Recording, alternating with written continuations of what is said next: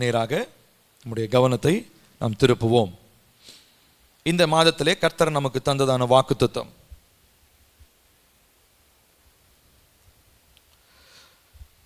ஏசாயா 49வது அதிகாரம் 24 25 வசனங்கள். ஏசாயா 49வது அதிகாரம் 24 25 வசனங்கள். எடுத்துட்டீங்களா? ஏசாயா 49 24 25 வரைக்கும் சேர்ந்து வாசிப்போம். பராக்கிரமன் கையிலிருந்து கொள்ளை பொருளை பறிக்க கூடுமோ, அல்லது நீதியாய் சிறைப்பட்டு போனவர்களை விடுவிக்க கூடுமோ என்றாலும், இதோ பராக்கிரமனால் சிறைப்படுத்தப்பட்டவரும் விடுவிக்கப்படுவார்கள், பலவந்தனால் கொள்ளையிடப்பட்டதும் விடுதலையாக்கப்படும். உன்னோடே வழக்காடுகிறவர்களோடு நான் வழக்காடி உன் பிள்ளைகளை ரட்சித்துக் கொள்வேன். கண்களை மூடி நாம் ஜெபிப்போம். ஆவியானவரே, இந்த வசனத்தை இந்த மாதத்தில் எங்களுக்கு வாக்குத்தத்தமாய் தந்தவர் நீர். இந்த வார்த்தை நிமித்தமாய் நீங்க எங்க குடும்பத்தில், எங்க சபையில், எங்க பிள்ளைகளுடைய வாழ்க்கையில், எங்க வாழ்க்கையில் என்ன நன்மையை கர்த்தர் வாக்கு பண்ணியிருக்கிறீரோ அதை இந்த மாதத்தில் நாங்கள் பெற்றுக்கொள்ள வந்திருக்கிறோம். அதற்கு தடையாயிருக்கிற எல்லா தடைகளையும் உடைக்கும்படி எங்களுக்கு உதவி செய்யுங்க. இப்பொழுது அந்த வார்த்தையை கேட்கும் பொழுது எங்களுடைய சிந்தனைகள், எண்ணங்கள், யோசனைகள் எல்லாவற்றையும் பரிசுத்தப்படுத்தி ஆவியானவர் எங்களோடு கூட பேசுவீராக. நீர் போதகராய் வந்து எங்களுக்கு போதியும், கற்றுக்கொடும். உம்முடைய வார்த்தை எங்களை வழிநடத்தட்டும். உம்முடைய வார்த்தையே வெளிச்சம். இருளுக்கு மத்தியில் இந்த வார்த்தை எங்களோடு கூட பேசட்டும். துதி கன மகிமை எல்லாம் உமக்கே, இயேசுவின் நாமத்தில் பிதாவே, ஆமேன். இந்த பகுதியில் நாம் வாசிக்கிறோம் பராக்கிரமனை குறித்து. பராக்கிரமன் இதை குறித்து ஏற்கனவே நம்ம பேசியிருக்கிறோம். ஆனால் இன்னைக்கு இந்த செய்திக்கு நான் தலைப்பாக வைத்திருப்பது declaring violence against the strong man. பலவானுக்கு எதிரான வன்முறையை அறிவித்தல். இது ரொம்ப ஒரு ஸ்பெஷலான ஒரு டைட்டில். இதுக்கு முன்னாடி நம்ம சண்டை போட்டுட்டு இருந்தோம். சண்டை வேற, வன்முறை வேற. வன்முறைன்னு என்னதுங்க? வன்முறைன்ற வார்த்தையை எப்போ பயன்படுத்துவோம்? வயலன்ஸ் அப்படின்னா எப்போங்க பயன்படுத்துவோம் சொல்லுங்களேன்? போராட்டம், அதாவது ரத்தம் சிந்தி அடிச்சு உடச்சி நொறுக்கி, அதுதானே வயலன்ஸ்ன்னு சொல்லுவோம். ஏங்க நான் சொல்றது புரியுதா புரியலையா? கொஞ்சம் தலைநாச்சும் ஆட்டுங்க தயவு செஞ்சு. வயலன்ஸ், அது வன்முறைன்னா அதுதானே. இப்போ நம்ம என்ன பண்ண போறோம் அப்படின்னு சொன்னா, இந்த மாதத்துல கர்த்தர் நமக்கு கொடுத்த இந்த வார்த்தையின்படி இந்த நம்முடைய குடும்பத்தை கட்டி வைத்திருக்கிறதான பலவானுடைய கிரியைக்கு விரோதமாக, பலவானுக்கு விரோதமாக வன்முறையான ஜெபத்தை நாம் இந்த மாதத்தில் நாம் ஏறெடுக்க போகிறோம். ஆகையினாலே இனி வருகிற நாட்களிலே நான் உங்களுக்கு இந்த மெசேஜ் முடித்தோன்னே நான் வாட்ஸ்அப்பில் இருக்கிறவங்களுக்கு நான் உங்களுக்கு ப்ரேயர் நான் அனுப்பிச்சி விட்றேன். இல்லாதவங்க, வாட்ஸ்அப் இல்லாதவங்க, உங்களுக்கு பிரிண்ட் அவுட் வேணும்னா என்னை பார்த்து நீங்கள் தயவு செஞ்சு வாங்கிட்டு போங்க. எல்லாருக்கும்லாம் கிடையாது. பிடிஎஃப் வச்சுருக்கிறவங்க நீ வீட்டில் போய் பிரிண்ட் அவுட் எடுத்துக்கோங்க. இல்லாதவங்க மாத்திரம், என்கிட்ட 1-2 தான் எடுக்க முடியும் பிரிண்டரில். ஸோ ஆகையினாலே ஒரு 2-3 வேணால் எடுக்கலாம். மற்றபடி மற்றவங்க எல்லாம் தயவு செஞ்சு நீங்கள் அது பிரிண்ட் அவுட் எடுக்கிறனாலும் ஓகே, இல்லை பிடிஎஃப்ல வச்சு நீங்கள் படிக்கிறனாலும் ஓகே. நம்ம குரூப்புக்கு நான் அனுப்பிச்சி விட்றேன். அதில் கிட்டத்தட்ட 73 ஜெப ப்ரேயர் பாயிண்ட்ஸ் இருக்குது. அது எல்லாமே இந்த மாதத்தில் நம்ம தினம்தோறும் செய்ய வேண்டியதான ஒரு ஜெபம். இந்த மாதத்தில் நிச்சயமா இந்த வார்த்தையை கர்த்தர் எனக்கு கொடுக்கும் பொழுது அந்த நம்பிக்கையோட கொடுத்தார். நான் ஒரு 100% நம்பிக்கையோட இந்த வசனத்தை நான் பேசினேன். என்ன நம்பிக்கை தெரியுங்களா? இந்த மாதத்திலே நம்ம பார்க்கிறதான எகிப்தியரை இனிமேலும் நான் பார்க்க போவது இல்லை. எத்தனை பேர் அதை நம்புறீங்க? ஹல்லேலூயா. இதுக்கு முன்னாடி நீங்க பார்த்திருக்கலாம். ஆனா இந்த மந்த்ல, இந்த மாதத்துல நம்ம ஜெபிக்கிற ஜெபத்துல no one is going to stand against us. நமக்கு விரோதமாய் ஒருவரும் நிற்க போவது இல்லை. ஆகையினால அந்த நம்பிக்கையோடு தினந்தோறும் ஜெபிங்க. கர்த்தர் நிச்சயமாய் பெரிய காரியங்களை செய்வார். சரி, வருவோம். இப்ப வசனத்துக்கு வருவோம். இந்த வசனத்துல பார்க்கிறோம், பராக்கிரமன் கையிலிருந்து கொள்ளை பொருளை பறிக்க கூடுமோ, அல்லது நீதியாய் சிறைப்பட்டு போனவர்களை விடுவிக்க கூடுமோ. முதல் வசனம். 2 காரியத்தை பார்த்தோம். முதலாவது பராக்கிரமன் என்று சொல்லப்படுகிறது. அடுத்ததா இரண்டாவதா நீதியாய் சிறைப்பட்டு போனவர்கள். இந்த நீதியாய் சிறைப்பட்டு போனவர்கள் அப்படின்னு சொல்லி சொல்றதுக்கு ஒரு விளக்கத்தை நான் உங்களுக்கு கொடுத்தே ஆகணும். இதுல 2 காரியம் இருக்குது. ஒன்று, இதுல வெளிப்படையாய் இருக்கிறதான வார்த்தை நீதியாய் சிறைப்பட்டு போனவர்கள். நீதியாய் சிறைன்னா என்ன அர்த்தம்? நியாயப்படி தப்பு செஞ்சு அவங்க என்ன பண்ணியிருக்கிறாங்க? ஜெயிலில் அடைக்கப்பட்டிருக்கிறாங்க. அதுதான் நீதியாய் சிறைப்பட்டு போனவர்கள். இன்னொன்று, இந்த எபிரேய பதமாகிய மெசோரட்டிக் டெக்ஸ்ட் அப்படின்னு சொல்லுவாங்க. மெசோரட்டிக் டெக்ஸ்ட்னா எபிரேய பதத்திலிருந்து எபிரேய பதத்தில் எழுதப்பட்டதான பழைய ஏற்பாட்டினுடைய வார்த்தைகள். இதுல நீதி உள்ளவர்கள், த ரைச்சஸ்னே போட்டிருக்கு வெளிப்படையாவே. அப்படின்னா என்ன அர்த்தம்? இயேசு கிறிஸ்துவின் இரத்தத்தினாலே நீங்களும் நானும் நீதியாக்கப்பட்டிருந்தாலும், நீதியாக்கப்பட்டவனும் நீதியின்படி சிறை பிடிக்கப்படுவதற்கான வாய்ப்பு இருக்கா இல்லையா? இருக்கு. நல்லா கவனிக்கணும். நம்ம ரெண்டு காரியத்தை புரிஞ்சுக்கணும். முதலாவது, நீதியின்படி சிறை பிடிக்கிறவங்க, நீதியின்படி சிறை பிடிக்கப்பட்டவங்கன்னா என்ன அர்த்தம்? பிசாசு அவங்க மேல லீகலா ஏதோ ஒரு ஆக்ஷன் எடுக்கிறான். ஏன்னா அவங்க நியாயப்படி ஏதோ தப்பு செஞ்சிருக்கிறாங்க. அதனால அவன் என்ன பண்றான்? பிடிச்சி அவங்கள ஜெயிலில் அடைச்சு வைக்கிறான். இன்னொன்னு, இது யாரு அப்படின்னா துன்மார்க்கரும் பாவம் செய்யறவங்க மாத்திரம் இல்லை, நீதி உள்ளவர்கள். ஆபிரகாமினுடைய வம்சத்துல பிறந்தவங்க தான், இயேசுவின் இரத்தத்தினாலே கழுவப்பட்டவங்க தான். ஆனா கர்த்தருடைய வார்த்தையை மீறும் பொழுது அவர்கள் நீதியாய் பராக்கிரமனினாலே என்ன பண்ணப்படுறாங்க? சிறை பிடிக்கப்படுகிறார்கள். சிறை பிடித்தல்னா என்ன அர்த்தம்? பிடிச்சவங்களே ஜாலியா ஒரு வீட்டில் படுக்க வச்சு தாளாட்டு போடுறதா? சிறை பிடிக்கிறதுன்னு என்னதுங்க? கூட்டிட்டு போய் இருட்டான அறையில போட்டு கதவை சாத்தி விடுறது. சாப்பாடு கொடுப்பானோ கொடுக்க மாட்டானோ ஒன்றும் தெரியாது. ஆக மொத்தம் நம்மளால எதுவுமே செய்ய முடியாம ஒரு இருட்டு அறையிலே அடைந்து கிடப்பு. சிறைன்னா அப்படித்தானே இருக்கும். ஏங்க, சிறைன்னா அப்படித்தானே இருக்கும். இப்பெல்லாம் கொஞ்சம் சிறையெல்லாம் ரொம்ப மாறிடுச்சு. நம்ம ஊர்ல இல்லை, ஆனா நிறைய வெஸ்டர்ன் கண்ட்ரீஸ்ல பார்த்தீங்கன்னா சிறையெல்லாம் ரொம்ப பயங்கர சொஃபிஸ்டிகேட்டடா இருக்கு. அவங்களுக்கு கம்ப்யூட்டர், இன்டர்நெட், அது இதுன்னு என்னமெல்லாம் வச்சிருக்கிறாங்க. சரிங்களா? அதை பார்த்தா ஜெயில் மாதிரியே இல்லை. நிறைய பேர் வேணுக்குன்னே ஏதாவது தப்பு பண்ணிட்டு ஜெயிலில் போய் ஜாலியாக இருக்கலான்னு போறவங்களாம் இருக்கிறாங்க. சரி, அந்த சிறையை விடுங்க. ஆனால் ஒரிஜினலாக சிறைனா இதுதான். என்னது? இருட்டறையில சாப்பாடு கொடுப்பாங்களோ இல்லையோ நமக்கு தெரியாது, நம்மளை பூட்டி அடைத்து வைப்பது. என்னத்திற்காக? ஏதோ ஒரு நாள் இவனுக்கு ஒரு நியாய தீர்ப்பு ஒன்று வரப்போகுது. அந்த நியாய தீர்ப்பில் அவனுடைய தலை என்ன பண்ணணும்? எடுத்துடணும், அவனுடைய உயிரை எடுக்கணும். அதற்காக தான் சிறையிலே அடைத்து வைத்திருக்கிறாங்க. அப்போ நல்லா கவனிக்கணும். அப்போ ரெண்டு காரியம். ஒன்று, நீதியின்படி சிறை பிடிக்கப்பட்டவன். இன்னொன்று, நீதி உடையவனே சிறையாக்கப்பட்டது. ஸோ ரெண்டுமே நமக்கு வாய்ப்பு இருக்கு. ரெண்டுலையுமே நம்ம இருக்கிறோம். ஏன்னா முறைப்படி நம்ம எல்லாம் ஏசப்பாவை தெரிந்து கொண்டாலும் நம்மளுடைய முற்பிதாக்கள் அநேகர் என்ன பண்ணியிருக்கிறாங்க? விக்கிரகங்களை வணங்கி இருக்கிறாங்க, அசுத்தங்களை செய்திருக்கிறாங்க, ஜோசியம் பார்த்துருக்கிறாங்க, நாள் பார்த்துருக்கிறாங்க, அப்புறம் என்ன பண்ணியிருக்கிறாங்க? விக்கிரக ஆராதனை செஞ்சிருக்கிறாங்க, என்னெல்லாம் பண்ணியிருக்கிறாங்க. இது எல்லாமே நம்ம ரட்சிக்கப்பட்டு வந்துட்டாலும் பிசாசுனுடைய காரியம். பிசாசு என்ன பண்றான்னு தெரியுங்களா? உங்க அம்மா அப்பாலாம் இதை செஞ்சாங்கல்ல, உங்க அம்மா அப்பா வேண்டும் போது என்ன பண்ணாங்க? நானும் என்னுடைய சந்ததியா வாழையடி வாழையா நாங்க என்ன பண்றோம்? உன்னை கும்பிடுறோன்னு சொன்னாங்கல்ல, அதனால வா, உன்னை என்ன பண்றேன்? இயேசுவின் ரத்தத்தை, இயேசுவின் நாமத்தை தெரிஞ்சா பரவாயில்ல, நீ எங்க உட்காரு? இப்போ ஜெயிலுக்குள்ள உட்காரு. இன்னைக்கு நிறைய கிறிஸ்தவருடைய வாழ்க்கை எப்படி தெரியுமா இருக்கு? இயேசுவின் நாமம் தெரியும், இயேசுவின் ரத்தம் தெரியும், தேவனுடைய வார்த்தை தெரியும். ஆனா எங்க இருக்கிறோம் தெரியுமா? சிறைப்பட்டு போனவர்களா இருக்கிறோம்.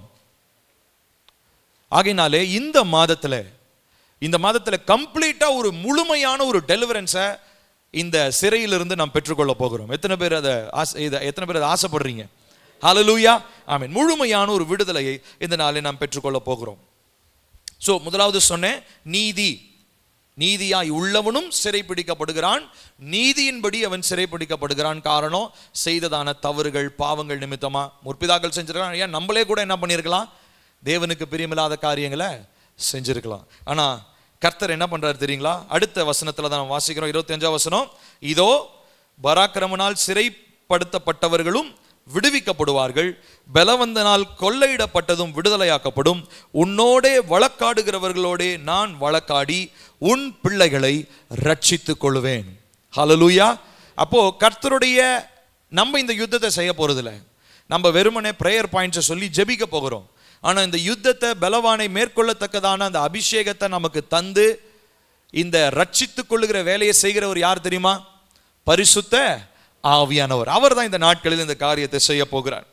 அதுக்கு முன்னாடி இந்த பலவானை குறித்து ஒரு சில காரியம்லாம் நமக்கு தெரிஞ்சிருக்கணும். ஜஸ்ட் ஒரு அவுட்லைன் மட்டும் வேகமா பார்த்துட்டு அடுத்த பகுதிக்குள்ள போகலாம். மத்தேயு 12:29 நம்ம எல்லாருக்கும் தெரிஞ்சதுதான். ஆண்டவராகிய இயேசு கிறிஸ்து மத்தேயு 12:29 சேர்ந்து வாசிப்போமா? இதோ பராக்கிரமனால் சிறை வைக்கப்பட்டவர்களும் விடுவிக்கப்படுவார்கள். சாரி, மத்தேயு 12:29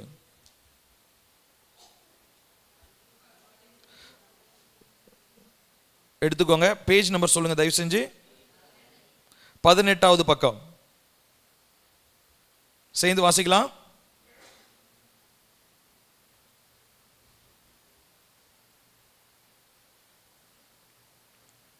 சேர்ந்து வாசிப்போமா? அன்றியும் பலவானை முந்தி கட்டினால் ஒழிய பலவானுடைய வீட்டிற்குள் ஒருவன் புகுந்து அவன் உடைமைகளை எப்படி கொள்ளையிடக்கூடும்? கட்டினானே யாகில் அவன் வீட்டை கொள்ளையிடலாம். இன்னொரு வசனத்தையும் வாசிச்சா இன்னும் கொஞ்சம் தெளிவா புரியும். லூக்கா 11வது அதிகாரம் 21 22 இந்த ரெண்டு இடத்துலையும் இதே சம்பவத்தை தான் சொல்றாரு. ஆனா மத்தேயு லூக்காவும் வேற வேற மாதிரி இந்த வசனங்களை எழுதியிருக்கிறாங்க. மத்தேயு விதமா சொன்னாரா? 11:21-22 வாசிக்கலாமா? லூக்கா 11:21-22 சேர்ந்து வாசிப்போம். ஆயுதம் தரித்த பலவான் தன் அரண்மனையை காக்கிற பொழுது அவனுடைய பொருள் பத்திரப்பட்டிருக்கும். அவனிலும் அதிக பலவான் வந்து அவனை மேற்கொள்வானே ஆகில் அவன் நம்பியிருந்த சகல ஆயுத வர்க்கத்தையும் பறித்து கொண்டு அவனுடைய கொள்ளை பொருட்களை பங்கிடுவான். இப்ப நல்லா கவனிக்கணும். இங்க ஆண்டவராகிய இயேசு கிறிஸ்து பலவானை குறித்து சொல்றாரு. அடுத்ததா சொல்றாரு, அந்த பலவானை மேற்கொள்ளணும்னா அந்த பலவானுக்கு இருக்கிற பலனை காட்டிலும் அதிக பலன் உள்ளவன் ஒருவன் வந்தா மாத்திரம்தான் பலவான் என்ன பண்ண முடியும்? மேற்கொள்ள முடியும். அதை என்ன சொல்றாருன்னா, அவனை கட்டி பாருங்க, அவன் நம்பி இருந்த சகல ஆயுத வர்க்கத்தையும் பறித்து கொண்டு அவனுடைய கொள்ளை பொருளை பங்கிடுவான். அப்போ இந்த நாள்ல ரெண்டு காரியம் இருக்கிறது. ஒன்னு, விடுதலையாக்கப்பட வேண்டியதான ஆத்துமாக்கள், விடுவிக்கப்பட வேண்டியதான ஆத்துமாக்கள். ரெண்டாவதா, நம்முடைய கரங்களுக்கு வந்து சேர வேண்டிய ஆசீர்வாதங்கள், விடுதலையாக்கப்பட வேண்டியதான ஆசீர்வாதங்கள். ரெண்டு காரியம். திரும்ப சொல்லுங்க, என்னது? முதலாவது விடுவிக்கப்பட வேண்டிய ஆத்துமாக்கள், இரண்டாவதா விடுதலையாக்கப்பட வேண்டிய ஆசீர்வாதம். திரும்ப சொல்லுங்க, விடுவிக்கப்பட வேண்டிய ஆத்துமாக்கள், இரண்டாவதா விடுதலையாக்கப்பட வேண்டிய ஆசீர்வாதங்கள். ஆத்துமான என்னது? நம்முடைய வீட்டில் இருக்கிற ரட்சிக்கப்படாத ஒருத்தரோ, இல்லை பிசாசின் கட்டில் இருக்கிறவங்களோ, வியாதியின் கட்டில் இருக்கிறவங்களோ, இவங்க. அடுத்தது இன்னொன்று என்ன சொன்னேன்? விடுதலையாக்கப்பட வேண்டிய ஆசீர்வாதங்கள். என்ன ஆசீர்வாதங்கள்? பொருளாதார நெருக்கடியாக இருக்கலாம், வேலையாக இருக்கலாம், இல்லை உங்களுக்கு வந்து சேர வேண்டிய ஒரு நன்மையாக இருக்கலாம், திருமண தடையாக இருக்கலாம், இல்லை வேலை உயர்வு, என்ன வேணா இருக்கலாம். ஏதோ ஒரு வர வேண்டிய ஆசீர்வாதம் தடைப்பட்டு இருக்கிறது. ஆகையினால இந்த ரெண்டு காரியம், விடுவிக்கப்பட வேண்டிய ஆத்துமா, விடுதலையாக்கப்பட வேண்டிய ஆசீர்வாதம். இப்ப இது ரெண்டையும் இந்த பலவான் என்ன பண்ணி வச்சிருக்கிறான்னா, தன்னுடைய அறைக்குள்ளாக வைத்து என்ன பண்ணி வச்சிருக்கிறான்? பூட்டி வைத்து முன்பதாக இப்படி கையை கட்டிட்டு பெரிய பலசாலியாட்டம் நின்று கொண்டிருக்கிறார். இப்போ அந்த பலசாலியை எதிர்க்கணும்னா அவனை காட்டிலும் பலவானா இருக்கிற ஒரு மனிதனால மாத்திரம் தான் என்ன பண்ண முடியும்? எதிர்க்க முடியும். இப்போ ஒருத்தர் அந்த பலவான் 100 குண்டு வச்சிருக்கிறான்னு வச்சுக்கோங்க, கன் வச்சிருக்கிறார், துப்பாக்கி. அவர்கிட்ட 100 குண்டு இருக்கு அப்படின்னா நம்மளும் 100 குண்டு வச்சுட்டு சண்டை போட முடியாது. நமக்கு கண்டிப்பா அதை விட டபுள் மடங்குனாச்சும் என்ன இருக்கணும்? 200 குண்டுனாச்சும் நம்ம துப்பாக்கியில் இருந்தாதான் பலவான் என்ன பண்ண முடியுங்க? நான் சொல்றது புரியுதுங்களா? இப்போ ஒருத்தர் வந்து இன்னொருத்தரை ஜெயிக்கணும்னா சரிக்கு சமம் இருக்கும்போது ஜெயிக்க முடியாது. ஒருத்தர் இன்னொருத்தரை விட பலன் அதிகமுள்ளவராக இருந்தா மாத்திரம்தான் சண்டையில் என்ன பண்ண முடியும்? ஜெயிக்க முடியும். அப்போ பலவான் இடத்துல இருக்கிற வல்லமையை விட நமக்குள் இருக்கிறதான அந்த பரிசுத்த ஆவியானவருடைய அந்த அபிஷேகம் எப்படிப்பட்டதா இருக்கு தெரியுங்களா? 1 மடங்கு 2 மடங்கு இல்ல, பல ஆயிரம் மடங்கு பெரியது. ஹல்லேலூயா! எத்தனை பேர் ஹல்லேலூயா சொல்றீங்க? ஹல்லேலூயா! ஒரு வசனத்தை வாசிக்கலாமா? 2 தீமோத்தேயு 1வது அதிகாரம் 7வது வசனம். 2 தீமோத்தேயு 1வது அதிகாரம் 7வது வசனம். சேர்ந்து வாசிப்போம்.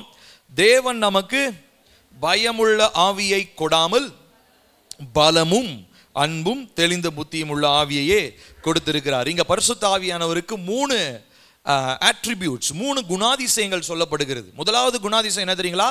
பலம், ஸ்ட்ரென்த். பரிசுத்த ஆவியானுடைய குணாதிசயம் முதலாவது பிரதானமானது என்ன தெரியுங்களா? பலம். இரண்டாவது என்ன சொல்லப்பட்டிருக்கிறது? அன்பு. மூணாவது என்ன சொல்லப்பட்டிருக்கிறது? தெளிந்த புத்தியுள்ள ஆவி. அப்ப பரிசுத்த ஆவியானவர் ஒரு மனிதனுக்குள்ளாக வரும்பொழுது இந்த மூன்று காரியத்தையுமே அவர் ஏற்படுத்துறார். என்ன பண்றார்? முதலாவது, பலவானை எதிர்ப்பதற்கு வேண்டியதான கம்ப்ளீட் ஸ்ட்ரென்த், ஃபுல் பேக்கேஜை அப்படியே டவுன்லோட் பண்ணி வச்சிடறாரு. அப்போ நம்ம என்ன பண்றோம்னா, இயேசுவின் ரத்தத்தினாலே கழுவப்பட்டிருக்கிறோம், இயேசுவின் நாமத்தை நம்புறோம், ஜெபிக்கிறோம், எல்லாம் செய்கிறோம். ஆனா இன்னும் பலவானை எதிர்க்கத்தக்கதான பலன் நம்மிடத்திலே காணப்படவில்லை. காரணம் என்ன தெரியுங்களா? பரிசுத்த ஆவியானவர் நம்மளுடைய வாழ்க்கையில அவருடைய பலனை கொடுப்பதற்கு ஒரு சில ரூல்ஸ் வச்சிருக்கிறார். உங்களுக்கு இன்னும் தெளிவா புரிய வைக்கணும்னா, உங்க போன், இப்ப எல்லாரும் ஸ்மார்ட் போன் வச்சிருக்கிறோம். இப்ப ஸ்மார்ட் போன்ல ஏதாவது ஒரு விஷயத்தை டவுன்லோட் பண்ணணும் அப்படின்னா நம்ம என்ன பண்ணணும்? நல்ல கவரேஜ் இருக்கிற ஏரியாலையா நின்று, இல்லை ஒருவேளை வைஃபையோ இல்லை மொபைல் டேட்டா எங்கே இருக்குது நிறைய நல்லா ஸ்ட்ராங்காக இருக்கோ அங்கே நின்று என்ன பண்ணுவீங்க? உங்கள் ஏதோ டவுன்லோட் பண்ணணும்னு வச்சுக்கோமே, ஒரு வீடியோ டவுன்லோட் பண்ணணும், போட்டோன்னே என்ன ஆகுது? அப்படியே சுற்றின உடனே டவுன்லோட் ஆகிடுது. நீங்கள் நெட்வொர்க் கவரேஜ் இல்லை ஏரியா இல்லாத, இப்போ நம்ம சர்ச் மாதிரி ஏரியாக்கெல்லாம் வந்தீங்கன்னு வச்சுக்கோங்க, இல்லை நெட்வொர்க் கவரேஜ்லாம் கிடைக்காது. சுற்றிக்கிட்டே இருக்கும், முயற்சி பண்ணிக்கிட்டே இருக்கும், கடைசியாக ஃபெயில்டு, டவுன்லோட் ஃபெயில்டு, ரீட்ரை, திரும்பவும் முயற்சி பண்ணுங்கள். நிறைய பேர் சோர்ந்து போய் ஃபோனை தூக்கி போட்டுரும். போயா, என்ன வீடியோ அனுப்பிச்சானே தெரியாது. கடைசியாக வந்து நிறைய பேர் இங்கே நமக்கு இன்டர்நெட்லாம் வர்றதுக்கு முன்னாடி நிறைய பேர் சொல்லுவாங்க, உங்களுக்கு அதை அனுப்புனே பார்த்தீங்களா? எங்கே பார்க்கறது? ஒன்றும் வரமாட்டேன். மேலே போய் இப்படியே ஃபோனை இப்படியே பிடிச்சிட்டு இருந்தால் கூட ஒன்றும் வராது. சரி, கவனிக்கணும். இப்போ எனக்கு ஒரு குறிப்பிட்ட தகவல் வேணும்னா நான் ஒரு இடத்துல போய் நின்று நல்லா அந்த அலைவரிசை நல்லா ஃப்ரீக்வன்சி நல்லா ஹெவியாக இருக்கிற இடத்துல நின்னாதான் எனக்கு வர வேண்டிய காரியம் என்ன ஆகும்? எனக்கு கிடைக்கும். அப்போ தான் டவுன்லோட் பண்ண முடியும். இப்போ இதே போல தான் நம்ம இயேசுவின் நாமத்தை அறிஞ்சிருக்கிறோங்க, இயேசுவின் ரத்தத்தை தெரிஞ்சிருக்கிறோம், இயேசுவின் வார்த்தை நமக்கு தெரியும். ஆனால் பரிசுத்த ஆவியானவர் மூலமாய் உண்டாகுகிற அந்த பலனை பெற்றுக்கொள்வதற்கு அவர் விரும்புகிற அந்த அலைவரிசையில் போய் நம்ம அவைலபிளாக உட்கார்றது கிடையாது. நம்ம என்ன பண்ணுறோம் தெரியுமா? எல்லாம் எந்திரிச்சோன்னா காலையில் டபான்னு ஜோம் பண்ணுறோம், சாயங்காலம் அதே பதட்டத்தோட ஜோம் பண்ணி திரும்ப தூங்கிடுறோம், அதுக்கப்புறம் நடுவில் ஏதோ டைம் கிடைச்சா கொஞ்சம் ஜோம் பண்ணுறோம். ஆனால் இந்த அலைவரிசையில் போய் ஒரு விஷயத்தை டவுன்லோட் பண்ணணும் அப்படின்னா அந்த அலைவரிசைக்கு நீங்கள் போகணும், அங்கே போய் காத்திருக்கணும், அங்கே போய் கொஞ்சம் நேரம் டைமை ஸ்பெண்ட் பண்ணணும், நேரம் செலவழிக்கணும். ஆனால் இதற்கு ஆயத்தமாக இல்லாதவங்க பலவானை எதிர்க்க முடியாது. உங்களுக்கு இயேசுவின் நாமம் தெரிஞ்சிருக்கலாம், அதை பற்றி இயேசுவின் நாமம் நீங்கள் எத்தனை நிறைய பேய் இயேசுவின் நாமத்தை 10,000 தாட்டி சொன்னால் கூட போகாதுங்க. இயேசுவின் நாமத்தினாலே பேய் ஓடுதுன்னு சொல்கிறோமோ இல்லையா? ஒரு 2 வாரத்துக்கு முன்பதாக ஒரு சர்ச்சுக்கு எப்பயும் ஞாயிற்றுக்கிழமை மாலை வேளையில் ஒரு பைபிள் ஸ்டடிக்கு நாங்கள் போன இடத்துல ஒரு சின்ன பையன், அந்த பையன் 4வது 5வது தான் படிக்கிறான், பயங்கரமான அசுத்தாவி. அவங்க பாட்டி சொன்னாங்க, தம்பி ஒரு மாதிரியா இருக்கிறான், ஜோம் பண்ணுங்க அப்படின்னோடனே தலை மேலே கை வச்சுன்னா கையை தட்டி விட்டான். அப்புறம் ஆட ஆரம்பிச்சான் பாருங்க. நாங்கள் 4 பேர் சேர்ந்து பிடிக்கிறோம், அவனை பிடிக்க முடியல. 4 பேர் பெரிய ஆளுங்க சேர்ந்து பிடிக்கிறோம், அவனை பிடிக்க முடியல. கிட்டத்தட்ட ஒரு 3/4 மணி நேரத்துக்கு மேலே நீங்கள் நம்ப மாட்டீங்க, எல்லாத்தையும் சொல்லி பார்த்தாச்சு. இயேசுவின் நாமம், இயேசுவின் ரத்தம் எல்லாம் சொல்லியாச்சு. ஏன் போல? ஏங்க இயேசுவின் நாமம்னா ஒரு நொடியில் போடணுமா இல்லையா? ஏங்க நான் சொல்றது வாஸ்தவம் தானே? இந்த கேள்வி என்னைக்காவது நீங்கள் கேட்டிருக்கிறீங்களா? நம்ம என்ன நினச்சிக்கிறோன்னா, ஓஹோ அப்போ இயேசுவின் நாமத்துக்கு பிசாசு பயப்படாது போல, 10,000 தாட்டி சொன்னாதான். கிடையாது, ஒரு தாட்டி சொன்னாலே ஓடணும். ஏசப்பாலாம் அப்படியே நிறைய நேரம் ஸ்பெண்ட் பண்ணிலாம் அவர் ஜோம் பண்ணல. அவர் என்ன பண்ணார் தெரியுங்களா? மறைவிடத்தில் போய் அவர் தனியா இருந்த நேரத்தில் என்ன தெரியுங்களா பண்ணாரு? he was praying. அவர் ஆவியிலே நிரம்பி ஆவியானுடைய பலத்தை பெற்றுக்கொள்ளும்படி அவர் தனித்திருந்து ஜெபம் பண்ணி கொண்டிருந்தார். ஹல்லேலூயா. அன்னைக்கு ஒரு நாள் ஒரு அற்புதமான ஒரு வாசகத்தை நான் வாசித்தேன். உங்களுடைய தனிப்பட்ட ஜெபம் நிறைய நேரம் இருக்கணுமா? பொதுவாக நீங்கள் ஜெபிக்கிற ஜெபம் ரொம்ப கம்மியாயிடுமா? தனிப்பட்ட ஜெபம் நீங்கள் நிறைய நேரம் பண்ணீங்கன்னா, இங்கே பொதுவாக மக்கள் கூடுற நேரத்தில் நீங்கள் அதிகமான வார்த்தைகளை பயன்படுத்த வேண்டிய அவசியம் இல்லை. ஏசப்பா அவருக்கு 3.5 வருஷம் தான் ஊழியம் செஞ்சார். ஆனால் அவர் பல நேரங்களில் ராத்திரியெல்லாம் போய் என்ன பண்ணிட்டு இருந்தாருங்க? கண் விழிச்சு ஜோம் பண்ணிக்கிட்டு இருந்தார். எல்லாரும் எந்திரிச்சு நிற்கலாமா? எந்திரிச்சு நின்று கவனிக்க போகிறோம். இந்த ட்ரிக்கு தான் இனிமேட்டு நான் ஃபாலோ பண்ண போகிறேன். அப்படியே உங்களுக்கு கண்ணெல்லாம், ஏன்னா இது கண்டிப்பாக பிசாசு கேட்க விடவே மாட்டான் இந்த வார்த்தையை. கேட்டால் விடுதலை ஆகிடுவீங்க. சரி கவனிப்போம். எந்திரிச்சு நிற்கலாம். ஒரு 10 நிமிஷம் எந்திரிச்சு நின்று அப்புறம் உட்காரலாம். ஓகேங்களா? இப்போ கவனிக்கணும். இப்போ ஏசப்பா என்ன பண்ணார் தெரியுங்களா? அவர் அதிக நேரம், நல்லா கவனிச்சிங்கன்னா, அவர் தனித்திருக்கும்படி ஒரு மலைக்கு போனார். அவர் தனித்திருக்கும்படி அங்கே போனார். எப்பா அப்போ எப்போதான்ப்பா ஊழியம் செய்வேன்? அப்போ ஏசப்பாக்கு ஏன் டயர்டாலாம் இருந்திருக்காதா? அஃப்கோர்ஸ் ரொம்ப டயர்டாக தான் இருந்திருக்கும். ஆனால் அவர் என்ன பண்ணுறாரு தெரியுங்களா? அவர் தனித்திருந்து ஜெபம் பண்றார். அந்த தனித்திருந்த நேரம் எப்படிப்பட்ட நேரம் தெரியுங்களா? அவர் கர்த்தருடைய சமூகத்தில், பிதாவினுடைய சமூகத்தில் காத்திருந்து அந்த விசேஷித்த பலனை, பரிசுத்த ஆவியினுடைய பலனை பெற்றுக்கொள்ளுகிற நேரமாக இருந்தது. நைட்டு ஃபுல்லாக ஜெபம் பண்ணியிருப்பார். 5 மணி நேரம் 6 மணி நேரம் ஜெபம் பண்ணியிருப்பார். காலையில் வந்தார். காலையில் அந்த லேகியோன் பிசாசு வந்தான். பார்த்த உடனே இவர் என்ன 10 நிமிஷம் தலைமையில கை வச்சு இப்படி ஆட்டிக்கிட்டே இருந்தார். வந்த உடனே பார்த்தா எனக்கும் உமக்கும் என்னன்னா போனாரு. ஓடி போய் அது கடலில் மாண்டு போய் பன்னி கூட்டத்தை கூட்டிகிட்டு போய் செத்து போச்சு. பன்னி கூட்டம் செத்துருச்சு. பிசாசு அந்த கடலுக்குள்ளே போயிட்டான். இப்போ நல்லா கவனிக்கணும். ஏசப்பா எங்கேயுமே அவருடைய பப்ளிக் ப்ரேயரில் ரொம்ப நேரம்லாம் ஜெபம் பண்ணதே கிடையாது. ஏன் தெரியுமா? அவர் பிரைவேட் ப்ரேயரில் தனிப்பட்ட நேரத்தில் எப்படி ஜெபம் பண்ணார் தெரியுமா? மணிக்கணக்காக ஜெபம் பண்ணார். எப்படி ஜெபம் பண்ணியிருப்பார் தெரியுமா?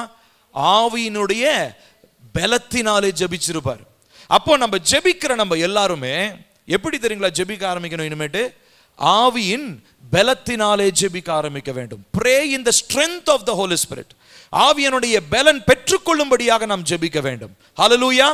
ஆவியினுடைய பலன் இல்லாம நம்ம ஜெபிக்கிற நாட்கள் இனிமே அது வேஸ்ட். அப்படிப்பட்ட ஜெபம் பண்றதுக்கு நீங்க பண்ணாமல இருக்கலாம்.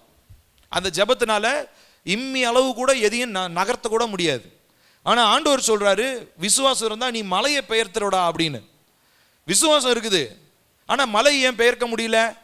ஏன்னா அந்த விசுவாசம் இங்க இருந்தாலும் உள்ள இருந்து எப்படிப்பட்ட பலன் வரல? பரிசுத்த ஆவியினுடைய பலன் விசுவாசத்தினால வெளிப்படல. வெறுமனே விசுவாசம் மாத்திரமே மலையை நகர்த்திராது. அந்த வார்த்தை எப்படிப்பட்டதா இருக்கணும் தெரியுமா? அபிஷேகம் நிறைந்ததாய், வல்லமை நிறைந்ததாய், ரொம்ப முக்கியமா இப்ப நம்ம பார்த்துட்டு இருக்கிற மாதிரி பலவானுடைய பலனை காட்டிலும் அதிக பலன் உள்ளதாய் உங்களுடைய வார்த்தை இருந்தா மாத்திரம்தான் பலவானால உங்களுடைய எல்லையை விட்டு வெளியேற முடியும். இல்லைன்னா நீங்க எவ்வளவு ஜெபம் பண்ணாலும், எவ்வளவுதான் நீங்க கஷ்டப்பட்டுக்கிட்டு இருந்தாலும், முட்டி மோதிக்கிட்டு இருந்தாலும், கடைசி வரைக்கும் டெலிவரன்ஸ் பண்ணிக்கிட்டே இருந்தாலும் நம்மளுடைய வாழ்க்கையில என்ன கிடைக்காதுங்க? விடுதலை கிடைக்கவே கிடைக்காது. உட்காருங்கள், தயவு செஞ்சு அமருங்கள். 10 நிமிஷத்துக்கு ஒருக்க உங்களை எந்திரிச்சு நிறுத்த போறேன்.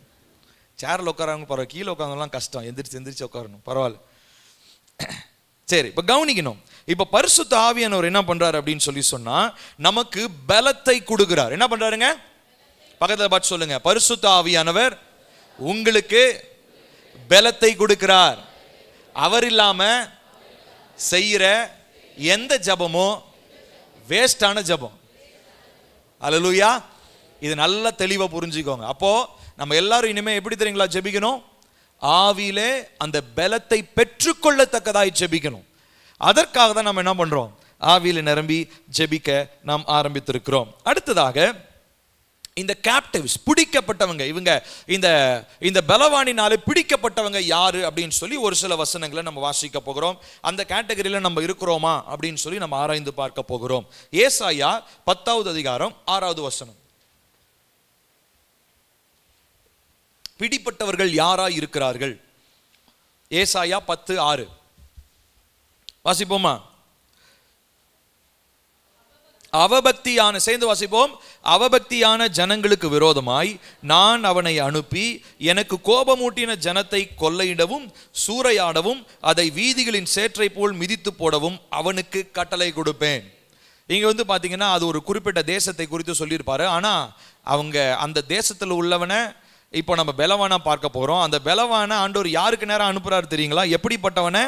எனக்கு கோபமூட்டின ஜனத்தை, நல்லா கவனிக்கணும், கொள்ளையிடவும். அப்படின்னா என்ன அர்த்தம்? பொருள் இவங்க கிட்ட தான் இருந்துச்சு, ஆனா தேவனுக்கு விரோதமான கோபமான காரியங்களை செஞ்சதுனால இவங்க பொருள்லாம் யார் எடுத்துக்கிட்டா? அவன் தூக்கிட்டான், பலவான் தூக்கிட்டான். சூறையாடவும் அதை வீதிகளின் சேற்றை போல மிதித்து போடவும் அவனுக்கு கட்டளை கொடுப்பேன். அப்போ நம்மளுடைய வாழ்க்கையில முதலாவது இந்த சிறைப்பட்டு போகிறவர்கள் யார் தெரியுங்களா? தேவனுக்கு விரோதமாக கோபமூட்டினவர்கள்.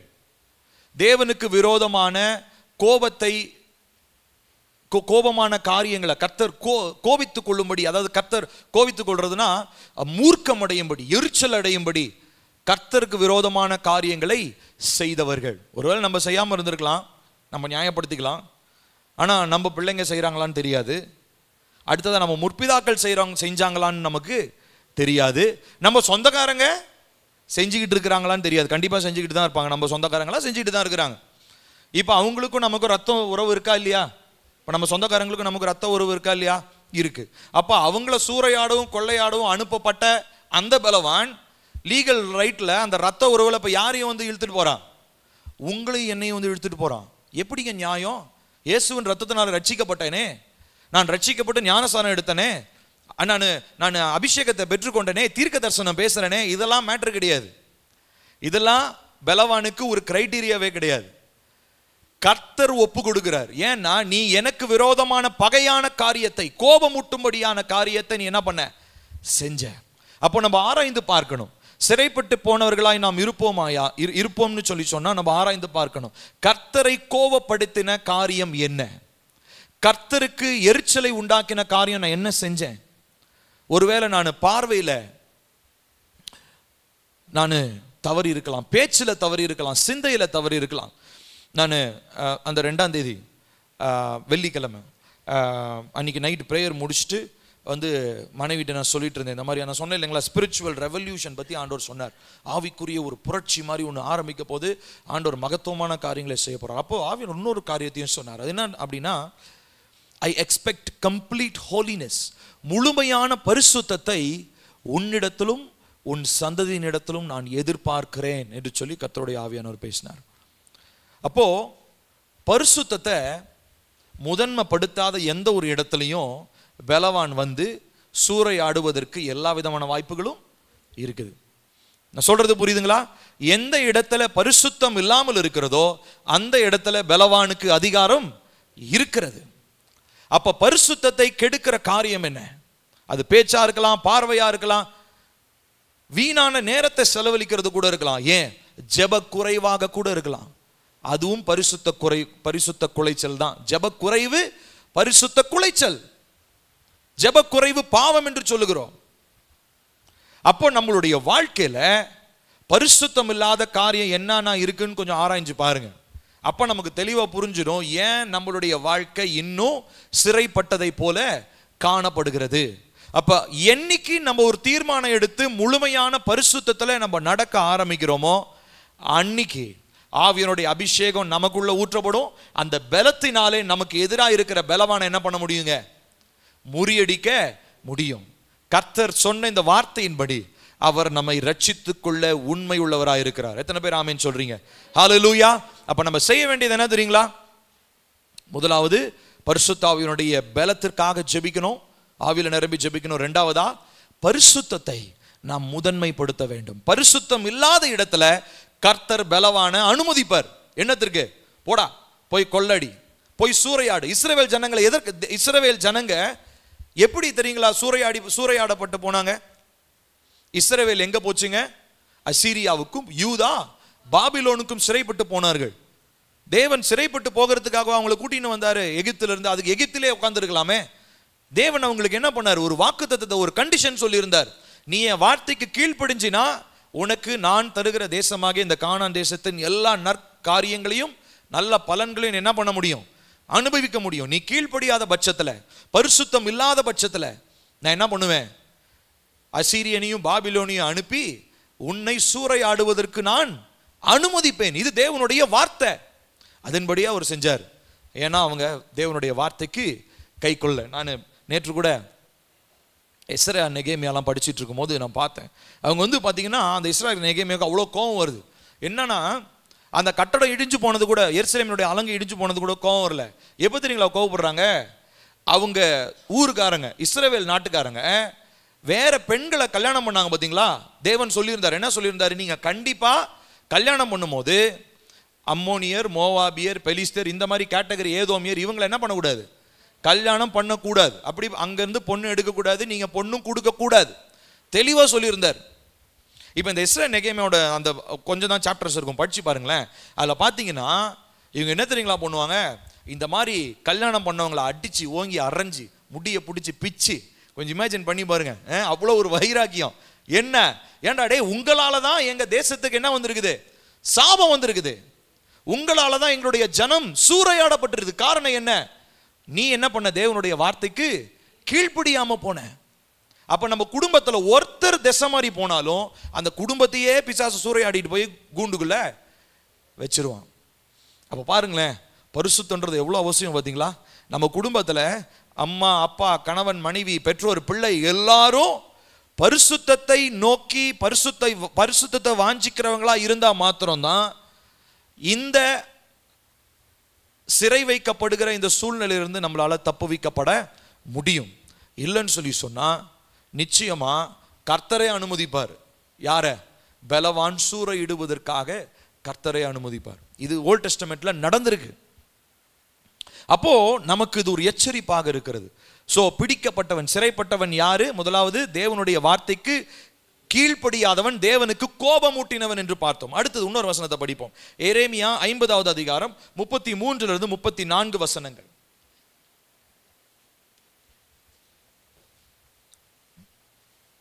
எரேமியா 50 33 34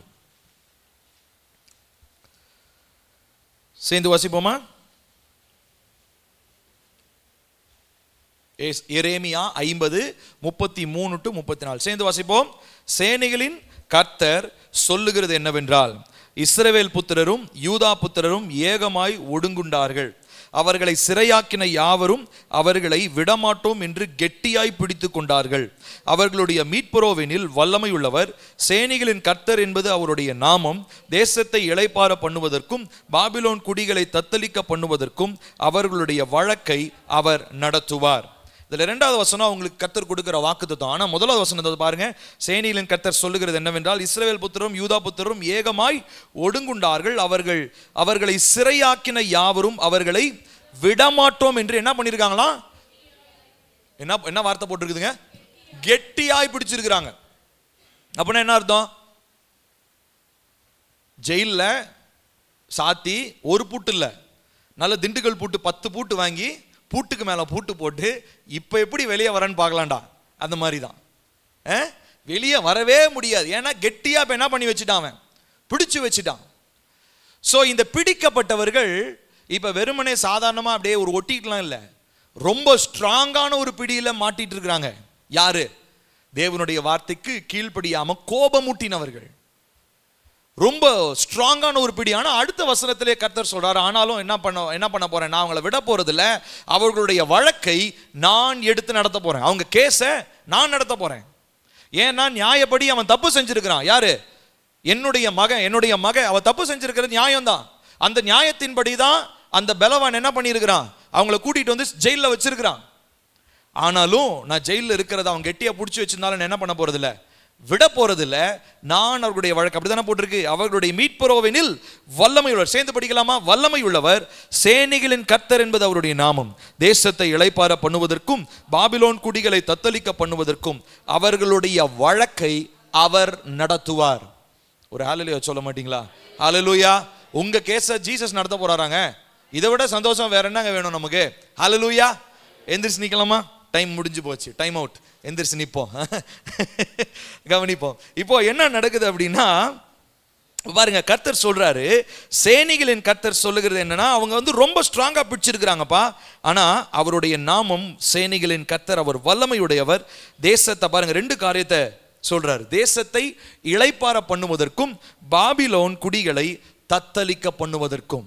எந்த நேரத்தில் நமக்கு சமாதானத்தை கொடுக்கிறாரோ அதே நேரத்தில் எதிரிக்கு குழப்பத்தையும் அவர் ஏற்படுத்த போகிறார். இதுதான் தேவனுடைய திட்டமாக இருக்கிறது. ஹல்லேலூயா. அப்ப 2 காரியம், சிறைப்பிடிக்கப்பட்டவர்களுக்கு 2 காரியம் சொன்னேன். முதலாவது என்னதுங்க? அவர்கள் தேவனுக்கு கோபமூட்டினதினாலே, தேவனுக்கு பிரியமில்லாத காரியத்தை செய்ததினாலே சிறைப்பட்டு போனார்கள். நம்ம செஞ்சிருக்கலாம், இல்ல பரிசுத்தம் இல்லாத ஏதோ ஒரு காரியத்தை நம்ம செஞ்சிருக்கலாம். அதனாலே நம்மளுடைய வாழ்க்கையில நம்ம என்ன பண்ணிட்டோம், இந்த காரியத்தில் நாம் சிறைப்பட்டு போயிட்டோம். முதலாவது. ரெண்டாவது என்ன சொன்னேன்? பிடிச்சு வச்சிருக்கிறவன் சாதாரணமா நம்மளை பிடிச்சு வைக்கல, அவன் நம்ம இறுக பிடித்து வைத்திருக்கிறான். அப்போ உங்களுடைய சுய பலத்தினாலே உங்களால் என்ன பண்ண முடியாது, இந்த சிறையிலிருந்து உங்களால் வெளியே வர முடியாது, இம்பாசிபிள். நீங்க என்ன பண்ணாலும் உள்ள இருந்து சாக வேண்டியதுதான். வெளியே வரணும்னா கேஸை யார் நடத்தணும்? சேனைகளின் கர்த்தர், வல்லமையுள்ளவர். அவர் கேஸை நடத்தினா மாத்திரம்தான் ஜெயில இருந்து நம்மளால வெளியே வர முடியும். ஹல்லேலூயா. சரி, இப்போ அடுத்து என்ன நடக்குதுன்னு பார்க்கலாம். ஏசாயா 14வது அதிகாரம் 1வது வசனம். ஏசாயா 14:1. ஏசாயா 14:1 எடுத்துட்டீங்களா? சேர்ந்து வாசிப்போமா? ஏசாயா 14:1. கர்த்தர், சேர்ந்து வாசிப்போம். கர்த்தர் யாக்கோபுக்கு இறங்கி பின்னும் இஸ்ரவேலரை தெரிந்து கொண்டு அவர்களை அவர்கள் தேசத்தில் தாபரிக்க பண்ணுவார். அந்நியரும் அவர்களோடே சேர்க்கையாகி யாக்கோபின் வம்சத்தோடே கூடிக்கொள்வார்கள். ஜனங்கள் அவர்களை அழைத்து கொண்டு போய் அவர்கள் ஸ்தானத்தில் விடுவார்கள். இஸ்ரவேல் வம்சத்தார் கர்த்தருடைய தேசத்திலே அவர்களை வேலைக்காரராகவும் வேலைக்காரிகளாகவும் கையாண்டு தங்களை சிறையாக்கினவர்களை சிறையாக்கி தங்களை ஒடுக்கினவர்களை ஆளுவார்கள். ஹல்லேலூயா. இப்ப ஆண்டவர் அடுத்து ப்ராமிஸ் பண்றாரு, நான் வழக்கம் நடத்துறது மாத்திரம் இல்ல, உங்களை அங்கிருந்து நான் வெளியே கூட்டிட்டு வர போறேன். நல்லா கவனிக்கணும். வெளியே கூட்டிட்டு வந்து எவன் உன்னைய உங்களுக்கு ஜெயிலுக்கு முன்னாடி நின்று உங்களுக்கு பலவான நின்றுகிட்டு இருந்தானோ அவனை உங்களுடைய பாதபடியில் என்ன பண்ண போறேன்? மாற்ற போகிறேன். அப்படித்தானே போட்டிருக்கு பாருங்க. அவங்கள பிடிச்சி உங்களை வேலைக்காரராகவும் வேலைக்காரிகளாகவும் கையாண்டு தங்களை சிறையாக்கினவர்களை சிறையாக்கி தங்களை ஒடுக்கினவர்களை அவர்கள் ஆளுவார்கள். ஹல்லேலூயா. அப்ப கர்த்தர் இதை செய்யணும், கர்த்தர் இந்த வழக்கை நடத்தணும். அப்ப நம்ம ஜெபிக்கும் போது நம்ம எப்படி தெரியுங்களா ஜெபிக்கணும்? பரிசுத்த ஆவியானவரே, என்னுடைய வழக்கை நீங்க எடுத்து நடத்துங்க. எனக்காக வழக்காடுகிற தேவன் நீங்க. என் குடும்பத்துக்கு விடுவிக்கப்படுகிறவர்கள் இருக்கிறாங்க, விடுதலையாக்கப்பட வேண்டிய ஆசீர்வாதங்கள் இருக்கிறது. இது ரெண்டையும் எனக்கு பெற்று தருகிறவர் யாரு? தேவன். இந்த தேவன் எனக்காக அவர் வழக்காடி எனக்கு வர வேண்டிய நன்மைகளை அவர் பெற்று தரும் அளவும் நான் என்னுடைய ஜெபத்தை என்ன பண்ண போறது இல்லை, நிறுத்த போவது இல்லை. ஹல்லேலூயா. இந்த நம்பிக்கை, இந்த ஒரு தீர்மானம் நமக்கு வேணும். இது வரைக்கும் நீங்க எப்படி வேணா ஜெபிச்சிருக்கலாம். ஆனா இனி வருகிற இந்த நாளிலிருந்து, இந்த மாசத்துல இருந்து நம்மளுடைய ஜெபம் எப்படி தெரியுங்களா இருக்கணும்? சொன்னேன் இல்லையா, 2 தீமோத்தேயு 1:7 மறந்துடாதீங்க. தேவன் நமக்கு பயமுள்ள ஆவியை தராமல் பலமும் அன்பும் தெளிந்த புத்தியும் உள்ள ஆவியை தந்திருக்கிறார். அப்போ ஆவியானவருடைய பலத்தினாலே, சொல்லுங்க எதனால? ஆவியானவருடைய பலத்தினாலே நீங்களும் நானும் ஜெபிச்சா மாத்திரம்தான் இந்த நாட்களிலே கர்த்தருடைய சமூகத்தில் நமக்கு பதில் கிடைக்கும். சிறையாக்கப்பட்டவர்கள் விடுவிக்கப்படுவார்கள். நமக்கு வந்து சேர வேண்டிய ஆசீர்வாதங்கள் நம்மை வந்து சேரும். ஹல்லேலூயா. ஆமென். தயவு செய்து உட்காருங்கள். ஆமென். அடுத்ததா இன்னொரு வசனத்தை நம்ம வாசிக்க போகிறோம். ஏசாயா 25வது அதிகாரம் 9வது வசனம்.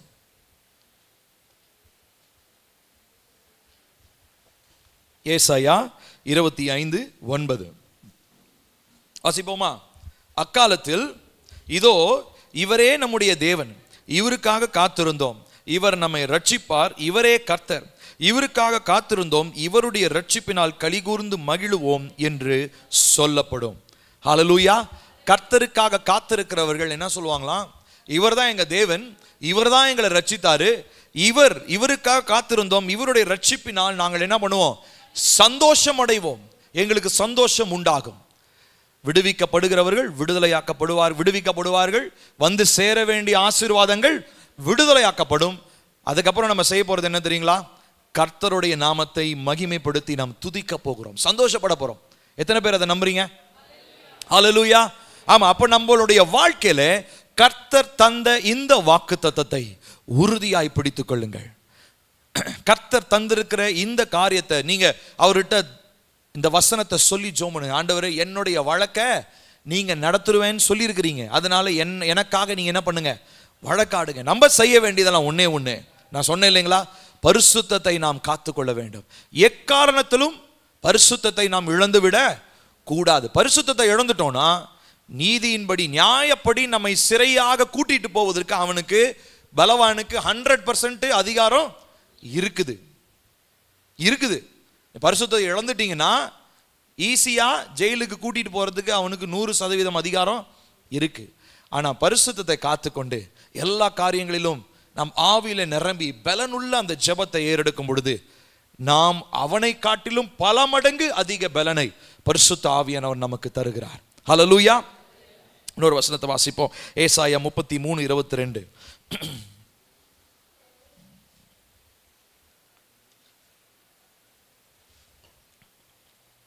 கர்த்தர் நம்முடைய, சேர்ந்து வாசிப்போம், கர்த்தர் நம்முடைய நியாயாதிபதி, கர்த்தர் நம்முடைய நியாய பிரமாணிகர், கர்த்தர் நம்முடைய ராஜா, அவர் நம்மை ரட்சிப்பார். He will save us. அதுதான் நமக்கு நம்பிக்கை. இப்ப பலவான் கிட்ட என்ன தைரியத்தில் போய் நிற்க முடியும்? அவன் நல்லா ஆளு வாட்ட சாட்டமா அப்படி பயங்கரமா கன்னு கின்னு எல்லாம் வச்சுக்கிட்டு பெரிய டேங்க்லாம் வச்சுக்கிட்டு இருக்கான். ஒரு குண்டு போட்டானா எல்லாம் முடிஞ்சிச்சு. ஆனா எந்த தைரியத்தில் நீ போற அப்படின்னா நம்ம தைரியமா சொல்ல முடியும், கர்த்தர் என்னுடைய ராஜா, அவர் என்னுடைய நியாயாதிபதி, என்னுடைய நியாய பிரமாணிகர், அவருடைய ராஜா, அவர் என்னை ரட்சிப்பார். தாவீதுக்கு இருந்த தைரியம். கோலியாத்தை பார்த்து அவன் பயப்படவே இல்லை. மற்றவங்க எல்லாம் பயந்தாங்க. ஆனா தாவீது என்ன பண்றாரு? இந்த என்னுடைய சேனைகளின் கர்த்தரை என்ன பண்றான்? நிந்திக்கிறான், அவமானமா பேசுறான், இழிவா பேசுறான். அவனுக்குள்ள அப்படிப்பட்டதான ஒரு வைராக்கியம் இருந்துச்சு. அப்ப பரிசுத்த ஆவியானுடைய நிறைவுலாம் கூட அப்போ இல்லை பழைய ஏற்பாட்டில். ஆனா அவனுக்குள்ள இருந்த வைராக்கியம், கர்த்தர் அவனுக்கு கொடுத்திருந்ததான அசாதாரணமான அந்த கிருபை, அந்த அபிஷேகம், அந்த அபிஷேகத்தினால அவன் என்ன பண்ணான்? கோலியாத்த ஒரே சின்ன கூழாங்கல்ல அவன் முறியடித்தான் என்று சொல்லி வாசிக்கிறோம். காரணம் என்ன தெரியுங்களா? அவனுக்கு இருந்ததான நம்பிக்கை, கர்த்தர் எங்களை ரட்சிப்பார். பெலிஸ்தருடைய கையிலிருந்தும் இந்த கோலியாத் என்கிறதான இவனுடைய கையிலிருந்தும் கர்த்தர் இஸ்ரவேலை ரட்சிக்க வல்லமையுடையவர். இந்த நம்பிக்கையில தான் அவன் எதிர்த்து நின்று அவன் ஜெயித்தான் என்று சொல்லி வாசிக்கிறோம். கடைசி ஒரு வசனத்தை வாசிப்போம். ஏசாயா 35:4. ஏசாயா 35:4 நம்ம எல்லாருக்கும் தெரிஞ்ச வசனம் தான். மனம் பதறுகிறவர்களை பார்த்து நீங்கள் பயப்படாதிருங்கள், திடன் கொள்ளுங்கள். இதோ உங்கள் தேவன் நீதியை சரி கட்டவும் உங்கள் தேவன் பதிலளிக்கவும் வருவார். அவர் வந்து உங்களை ரட்சிப்பார் என்று சொல்லுங்கள். ஆகையினாலே சிறையில் இருக்கிறோன்னு சொல்லி மனம் பதறி இருக்க வேண்டாம். நம்ம ஜெபிக்கணும். கர்த்தர் நிச்சயமாய் வந்து நம்மை மீட்டுக்கொள்ள உண்மை உள்ளவராக இருக்கிறார். ஹல்லேலூயா. பாருங்க, அதே வார்த்தை 35:4 வாசிக்கிறோம்ல, உங்கள் தேவன் நீதியை சரி கட்டவும். ஏன்னா நீதியின்படி தான் அவன் பிடிச்சிட்டு போனான், நியாயப்படி தான் அவன் பிடிச்சிட்டு போய் சிறையாக்கி வச்சிருக்கிறான். ஆனா இப்போ எந்த நீதியின்படி அவன் பிடிச்சானோ அதை விட டபுள் நீதியா எனக்காக ஆண்டவராகிய இயேசு கிறிஸ்து சிலுவையிலே ரத்தம் சிந்தினதினாலும் மரித்ததினாலும் உயிர்த்தெழுந்ததினாலும் அந்த நீதி அவனுடைய நீதியை விட பல மடங்கு அதிகம். இன்ஃபேக்ட் ஒப்பிடவே முடியாது. அந்த நீதியினாலே கர்த்தர் என்ன பண்றாருங்களா? எனக்கு நீதியை சரி கட்டி எனக்கு பதிலளித்து என்னை அவர் ரட்சிக்கிறார். ஹல்லேலூயா. ஆமென். கர்த்தராகிய தேவன் நமக்கு சொல்லுகிற இந்த வார்த்தையை நம்ம எல்லாரும் நல்ல தெளிவாக கவனிக்கணும். ஸோ நியாயப்படி நம்ம குடும்பம் எங்க இருக்கணும் அப்படின்னா, விடுதலையாக்கப்பட்ட பாலும் தேனும் ஓடுகிற தேசமாகிய கானான்ல இருக்கணும். ஆனா நம்முடைய வாழ்க்கையில ஏதோ ஒரு கீழ்ப்படியாமை, ஏதோ ஒரு காரியம் கர்த்தருக்கு கோபம் ஊட்டிட்டோம், ஏதோ ஒரு காரியத்துல பரிசுத்தத்தை நாம் குலைத்து விட்டோம். அதனால நீதியின்படி சத்துருவானவன் நம்மளை என்ன பண்ணி வச்சிருக்கிறான்? சிறையிலே அடைத்து வைத்திருக்கிறான். ஆனா நம்ம அதை பார்த்து பயப்பட வேண்டியதில்லை. அவன் எவ்வளோ பெரிய பலவானா இருந்தாலும் பரவாயில்ல. அதை காட்டிலும் நமக்குள்ள பரிசுத்த ஆவியானவர் எப்படி இருக்கிறாராம்? பலமும் அன்பும் தெளிந்த புத்தியுள்ள ஆவியை தந்திருக்கிறதுனால நம்ம பலமுள்ள அந்த அபிஷேகத்தினாலே நம்ம நிரம்பி ஜெபிக்கும் பொழுது சிறை கதவுகள் உடைக்கப்படும். ஹல்லேலூயா. பேதுரு என்ன பண்றாரு? பேதுரு நல்லா தூங்கிட்டு இருக்கிறாரு. பவுல் சீலா ஒரு இடத்துல இது பண்ணும்போது கூட அவங்க தேவனை ஆராதிச்சிட்டு இருந்தாங்கன்னு பாக்குறோம். ஆனா பேதுரு என்ன தெரியுங்களா பண்றாரு? தூங்கிட்டு இருந்தாரு. ஆனா பேதுருக்காக சர்ச்சை எல்லாமே ஜெபம் பண்ணிக்கிட்டு இருந்தாங்க. இங்க இப்படியாவது அவன் விடுதலையாக்கப்படணும் அப்போஸ்தலர்ல. அப்ப என்ன நடந்துச்சுங்களா? சிறை கதவு திறந்தது. தூதன் உள்ள வரான், தட்டி எழுப்பி வா பேதுரு அப்படின்னா பேதுரு என்ன நினைக்கிறார்? ஐயோ கனவு போல, கனவு கண்டுகிட்டு இருக்கிறோம். அப்புறம் வந்து பார்த்தா நிஜமாலுமே இவங்க நடக்க நடக்க எல்லா கதவும் என்ன ஆகுது? நைட் நேரத்தில் திறக்குது, ஆட்டோமேட்டிக்காக திறக்குது. வெளியே வந்து பார்த்தா கூட்டிட்டு வந்த தூதனை காணோம். இப்போ பேதுரு விடுதலையா அந்த சிறையிலிருந்து இப்போ வெளியே வந்து நிற்கிறார். போய் அதுக்கப்புறம் போய் என்ன பண்ணுறாரு? சர்ச்சில் அவங்கெல்லாம் கூடி ஜெபிச்சுட்டு இருக்காங்க. ஒரு வீட்டில் போய் கதவை தட்டுறாரு. அங்கே ஒரு லேடி வந்து என்ன பண்ணுறாங்க தெரியுங்களா? இப்படி தான் நம்ம ஜெபம் இருக்குது, நல்லா கவனிங்க. அங்கே ஒரு லேடி வந்து இப்படி எட்டி பார்க்குறாங்க. யாரு? முன்னாடி பேதுரு. உள்ள யாருக்காக ஜெபம் பண்ணுறாங்க? பேதுரு விடுதலை ஆகணும்னு ஜெபம் பண்ணுறாங்க. உடனே அந்த லேடி வேகமாக ஓடி வந்து, ஏங்க பேதுரு முன்னாடி நிற்கிறாரு, ஒருத்தனு கூட நம்பிக்கை இல்லைங்க. ஒரு 50 பேர் ஜெபம் பண்ணான்னு வச்சுக்கோமே, 50 பேருமே அந்த லேடியை பார்த்து என்ன சொல்றாங்கன்னா, லூசு மாதிரி பேசாத, எப்படி ஜெயிலுக்குள்ள இருக்கிறவன் எப்படி வெளியே வருவான்? ஆனா இவங்க என்னத்துக்கு ஜெபம் பண்றாங்க? ஜெயிலில் இருக்கிறவன் வெளியில வரணும்னு ஜெபம் பண்றாங்க. ஆனால் வெளியில வந்து நிக்கிறாரு, என்ன பண்ண முடியல, நம்ப முடியல. உங்களுக்கு அது பேதுருவுடைய ஆவியா இருக்கும், பேதுருவுடைய தூதன். பேதுரு மாதிரி ஒரு உருவத்துல வந்திருப்பான். சும்மா நம்பி, சும்மா நீ உழப்பாத, லூஸ் மாதிரி பேசாத அப்படின்னு சொல்லி திட்டுறாங்க. அப்புறம் பார்த்தா நிஜமாலுமே பேதுரு வந்து நிக்கிறாரு. இன்னைக்கு நம்ம ஜெபம் அப்படிதான் இருக்குது. என்னன்னா, விடுதலையாக்கப்படணும்னு ஜெபம் பண்றோம், ஆனா விடுதலையாகி வந்தா அதை நம்புறதுக்கு மனசு இல்லை. இப்படிதான் அநேகருடைய ஜெபங்கள் இருக்கிறது. இப்ப கவனிக்கணும் பிரியமானவர்களே, கர்த்தர் நம்மை விடுதலையாக்க சித்தம் உள்ளவராக இருக்கிறார். ஆமென். நாம் சிறைப்பட்டே கிடப்பது கர்த்தருடைய விருப்பம் இல்லை. நீங்களும் நானும் நம்முடைய குடும்பமோ பலவானுடைய கையிலே பிடிப்பட்டு இருப்பது தேவனுடைய சித்தம் இல்லை. இது நல்லா தெளிவா புரிஞ்சுக்கோங்க. அப்ப அதற்கு செய்ய வேண்டியதெல்லாம் ஒன்னே ஒண்ணு. முதலாவது நான் சொன்னேன், ஆவியானுடைய பலத்தினாலே நாம் நிரப்பப்பட வேண்டும். ஆவியானுடைய பலத்துல நிரப்பப்படணும்னா, நான் சொன்ன அந்த உதாரணத்தை மறந்துடாதீங்க. ஒரு விஷயத்தை நீங்க உங்க போன்ல டவுன்லோட் பண்ணணும்னா என்ன பண்ணும்? அலைவரிசை எங்க அதிகமா இருக்கும், நீங்க அங்க இருந்து தான் நீங்க என்ன பண்ண முடியும். ஆமா, உங்களுக்கு ஸ்பிரிச்சுவலா ஆண்டவர் நிறைய விஷயங்களை டவுன்லோட் பண்ணணும்னு நினைக்கிறார். அவருடைய ஸ்ட்ரென்த், அவருடைய ஆர்சனல், அவருடைய ஆயுத கிடங்குல இருந்து நிறைய ஆயுதங்களை உங்களுக்கு கொடுக்கணும்னு நினைக்கிறாரு. ஆனா நீங்க என்ன தெரியும் பண்றீங்க? வெயிட் பண்ணுங்க, நான் என்ன பண்றேன், மற்ற வேலையெல்லாம் முடிச்சுட்டு வரேன், வந்த உடனே டயர்ட் ஆயிடுது, 10 நிமிஷத்துல படுத்து தூங்கிடுறோம். ஆனா 1 மணி நேரமாவது ஆவியானுடைய சமூகத்துல காத்திருந்து என்ன பண்ண முடியல, ஜெபிக்க முடியல. அந்நிய பாஷையினுடைய வரத்தை பெற்றவங்க அந்நிய பாஷையில நிரம்பி ஜெபம் பண்ணுங்க. அந்நிய பாஷையினுடைய வரத்தை பெறாதவங்க தேவனை மகிமைப்படுத்தி என்ன பண்ணுங்க, ஜெபம் பண்ணுங்க. இது 1 மணி நேரம் இன்னையில இருந்து டெய்லிக்கும் பண்ண போறோம். பண்ணலாமா? எத்தனை பேர் இன்னைக்கு தீர்மானம் எடுக்கிறீங்க? இன்னையில இருந்து டெய்லிக்கும் நான் 10ல இருந்து 11 மணி 1 மணி நேரம் நான் என்ன பண்ண போறேன், ஆவியில நிரம்பி ஜெபிக்க போறேன். நம்ம என்ன தெரியுங்களா பண்ண போறோம்? we are entering into the frequency. பரிசுத்த ஆவியானவருடைய அலைவரிசைக்குள்ள என்ன ஆயிடுறோம், நம்ம வந்துடுறோம். அவர் வந்தோன்னு என்ன தெரியுங்களா பண்றாரு, அப்படியே உங்களுக்கு அந்த பலனை உங்களுக்கு என்ன பண்றாரு தெரியுங்களா, ஸ்ட்ரென்த்தை அப்படியே உங்களுக்கு கொடுத்துக்கிட்டே இருக்கிறாரு, டவுன்லோட் ஆகிட்டே இருக்கு. நீங்க அவர் சமூகத்துக்கு வரணும். நம்ம செய்ய வேண்டியதெல்லாம் அது ஒண்ணுதான். இதை நம்ம தவற விட்டுட்டோம்னு சொல்லி சொன்னா ஈஸியா சத்துருவானவன் நம்மை மேற்கொண்டுருவான். மேற்கொள்வது மாத்திரம் இல்லை, சிறையிலேயே கடந்து சிறையிலேயே செத்து போக வேண்டியதுதான். சாகர வரைக்கும் சிறையின் பிடியிலேயே தான் நம்ம இருப்போம். ஆகையினாலே இந்த நாளிலே கர்த்தர் நம்முடைய கண்களை திறக்கணும், கர்த்தர் நம்முடைய காதுகளை திறக்கணும். இந்த வார்த்தை உங்களுக்குள்ள போய் கிரியை செய்யணும். அதற்காக தான் நான் ஜெபம் பண்ணிட்டு வந்தேன். இப்பயும் நான் அதுக்காக தான் ஜெபம் பண்றேன். இப்போ நம்ம எழுந்து நம்ம என்ன பண்ண போறோம்னா, நம்ம ஜெபிக்க போகிறோம்.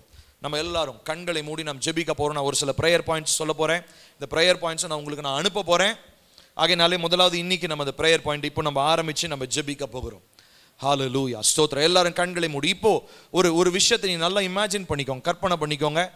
நீங்களும் உங்களுக்கு சேர வேண்டிய ஆத்துமாக்கள் விடுவிக்கப்பட வேண்டியவங்க இருக்கிறாங்க, வர வேண்டியதான ஆசீர்வாதம் விடுதலையாக்கப்பட வேண்டியதா இருக்கிறது. இவை எல்லாம் ஒரு இடத்துல ஒரு கிடங்கு போல ஒரு இடத்துல பூட்டி வைத்திருப்பதை போல நீங்கள் புரிந்து கொள்ள வேண்டும். அதற்கு முன்பதாக ஒரு பலவான் நின்று கொண்டிருக்கிறான். உங்களுக்குரியதை அவன் வைத்திருக்கிறான். உங்களுக்கு வந்து சேர வேண்டிய ஆசீர்வாதம் அவனிடம் இருக்கிறது. ஆகையினாலே அதை முதலாவது நீங்க ஃபர்ஸ்ட் கற்பனை பண்ணிக்கோங்க. இமேஜினேஷன் கர்த்தர் நமக்கு அதுக்கு தான் கொடுத்திருக்கிறார்.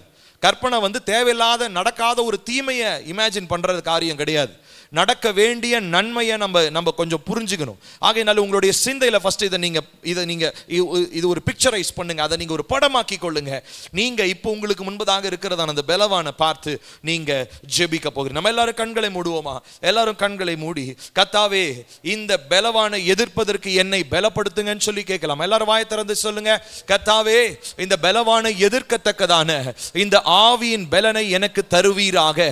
எனக்கு நியாயப்படி வர வேண்டிய நன்மைகள் ஆசீர்வாதங்கள் சிறைப்பட்டு இருக்கிறது, நீதியாய் தான் சிறைப்பட்டு இருக்கிறது.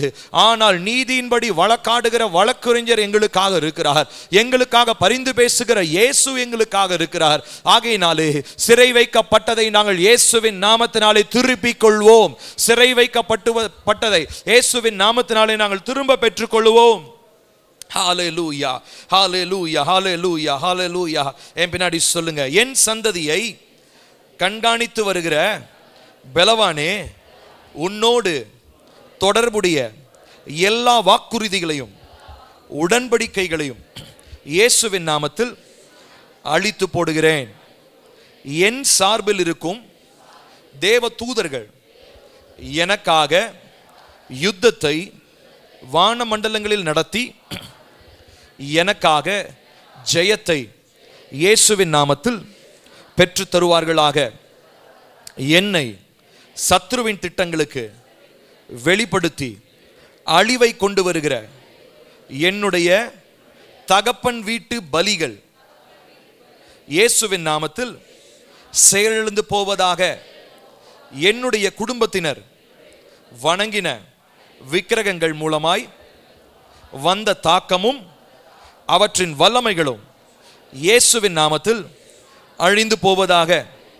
பெலவானினால் அனுப்பப்பட்ட எல்லா பொருளாதார நெருக்கடியை ஏற்படுத்தும் தீமையின் அம்புகளை இயேசுவின் நாமத்தில் உடைத்து போடுகின்றேன். நான் இப்போது இருக்கும் வீட்டில் பெலவானால் அனுப்பப்பட்ட சகல மந்திர சூனிய கிரியைகளும் இயேசுவின் நாமத்தில் அழிந்து போவதாக. என் பரம்பரையை கண்காணித்து வரும் பெலவானுக்கு என்னை தொடர்பு படுத்துகிற எல்லா பணமும் காசுகளும் பொருட்களும் இயேசுவின் நாமத்தில் அழிந்து போவதாக. நான் பிறந்த இடத்திலிருந்து என்னை பின்தொடர்ந்து தாக்க நினைக்கிற எல்லா பரம்பரையான பெலவானின் வல்லமையை இயேசுவின் நாமத்தில் அழிந்து போகும்படி கட்டளையிடுகின்றேன். என் வாழ்க்கையில் பரம்பரையாய் தொடர்ந்து வந்து போராட்ட வல்லமைகளை ஏற்படுத்துகிற எல்லா பரம்பரை ஆவிகளும் இயேசுவின் நாமத்தில் இயேசுவின் இரத்தத்தில் அழிக்கப்படுவதாக. என்னை பின்மாற்றத்திற்கு இழுத்து செல்ல தீர்மானித்த சகல பரம்பரை பலவானை இயேசுவின் நாமத்தில் நசுக்கப்பட்டு அழிந்து போவதாக. இந்த காரியத்தில் நாம் புரிந்து கொள்ள வேண்டும். கண்களை மூடினவரை நான் சொல்றது நல்லா கவனிங்க. முதலாவது, நம்முடைய தகப்பன் வீட்டிலிருந்து வருகிறதான தாக்கங்கள். நம்ம எல்லாருமே ஆணினுடைய வித்திலிருந்து உருவாக்கப்பட்டவர்கள், பிசிக்கலி ஸ்பீக்கிங், சரீர பிரகாரமா. ஆனா அதற்கப்புறம் மறுபடியும் பிறக்கும் போது தேவனுடைய வித்து நம்மில் தரித்திருக்கிறது. ஆகையினாலே தாயினுடைய வம்சாவளியில வருகிற தாக்கங்களை காட்டிலும் அவங்க வழியிலும் தாக்கம் இருக்கும். ஆனா தகப்பன் வீட்டிலே வருகிறதான வம்சாவளியின் தாக்கங்கள் அதிகமாக இருக்கும்.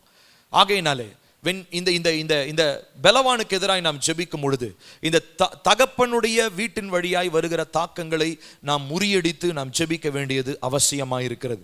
அதே போல இந்த பரம்பரையாய், ஏன்னா இந்த பெலவான் வெறுமனே இன்னைக்கு நேத்தோ வந்தவன் கிடையாது. பல தலைமுறையாய் உங்க குடும்பத்தை, உங்க முற்பிதாக்களை, உங்க பாட்டனை பூட்டிய பல தலைமுறையாய் பார்த்து கொண்டு வந்தவன். ஆகையினாலே இந்த பரம்பரையாய் கண்காணித்து வருகிற ஆவிகளை முறியடித்து நாம் ஜெபிக்க வேண்டும். இன்னைக்கும் நிறைய குடும்பத்தில் இந்த ஆசீர்வாதம் வராமல் இருக்கிறதுக்கு காரணம் என்ன தெரியுங்களா? இந்த பெலவானுடைய வல்லமைகள் தான். நீங்க நினைச்சிட்டு இருக்கிறீங்க ஏதோ கொஞ்ச நேரம் ஜெபம் பண்றனால இது மாறிடும், கிடையவே கிடையாது. இது பரம்பரையாய் இருக்கிறனால பயங்கர ஹோல்டோட, அதனாலதான் நம்ம அந்த வசனத்துல படிச்சோம், இறுக பிடித்து கொண்டு இருக்கிறது. இறுக பிடித்து கொண்டு போக மாட்டோம்னு சொல்லுது. காரணம், பல 100 தலைமுறையாய் 1000 தலைமுறையாய் அதை பிடிச்சு வச்சிருக்குது.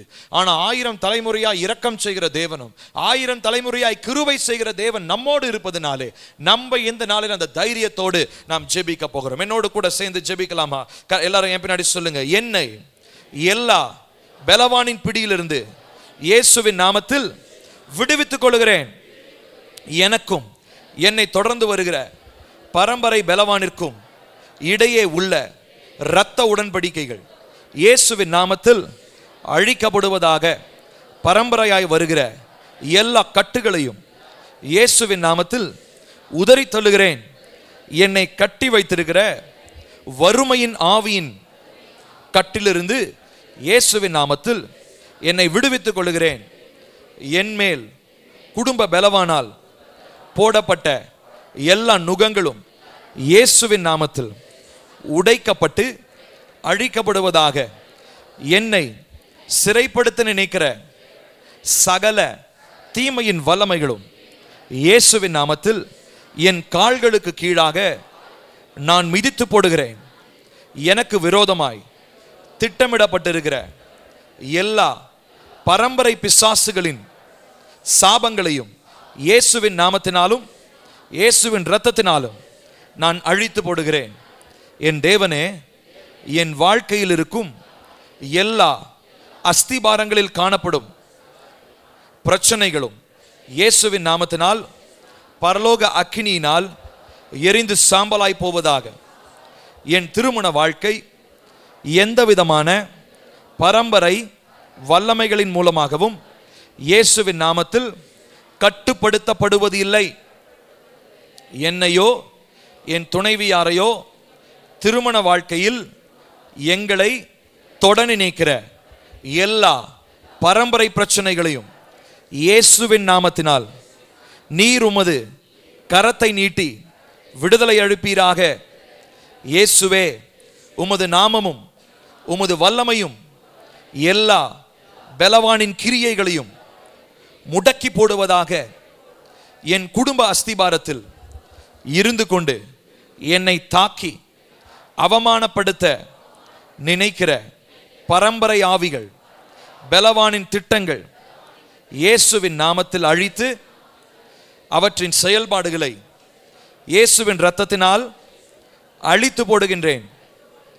எனக்கும் பரம்பரை சாபங்களுக்கும் இடையே உள்ள இணைப்பு இயேசுவின் நாமத்தில் வெட்டப்படுவதாக. என் தாய் தகப்பன் வீட்டிலிருந்து வருகிற எல்லா பரம்பரை வல்லமைகளும் இயேசுவின் நாமத்தில் தேவனுடைய அக்கினியினால் எரிந்து சாம்பலாய் போவதாக.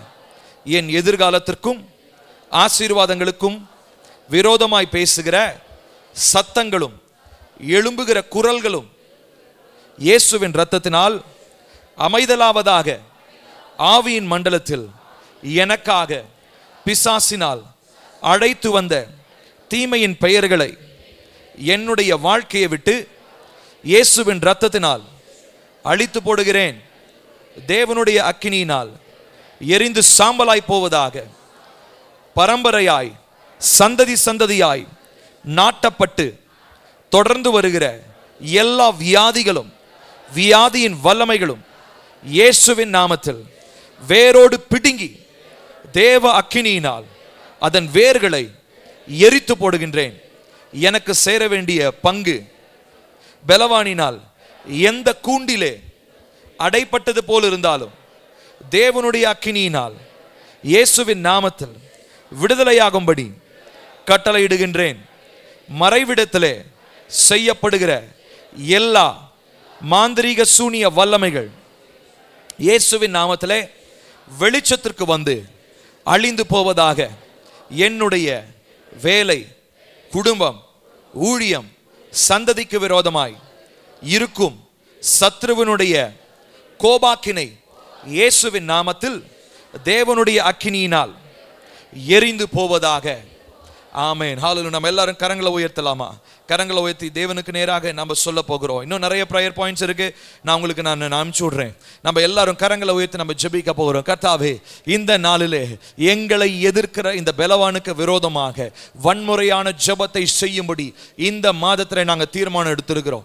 ஆகையினால தீர்மானம் எடுத்த இந்த பிள்ளைகள் அப்ப 1 மணி நேரமாவது உங்க சமூகத்தில் காத்திருந்து ஆவியின் அபிஷேகத்தை பெற்று அந்த நுகங்கள் முறிக்கப்படுவதற்கும் அநேக தலைமுறையாய் இவங்கள் குடும்பத்தை கண்காணித்து வருகிற அந்த கண்காணிக்கிற வல்லமைகளை முறியடிப்பதற்கும் அநேக வரவேண்டிய ஆசீர்வாதங்களை சிறைக்குள்ளாக வைத்து பூட்டி வைத்திருக்கிற அந்த கிரியைகளை அழித்து தங்களுக்கு சேர வேண்டிய நன்மைகளை ஆசீர்வாதங்களை பெற்றுக்கொள்ளும்படியாகவும் ஒரு புதிய உற்சாகத்தை அபிஷேகத்தின் வல்லமையை உம்முடைய பிள்ளைகளுடைய வாழ்க்கையில கர்த்தர் ஏற்படுத்துவீராக.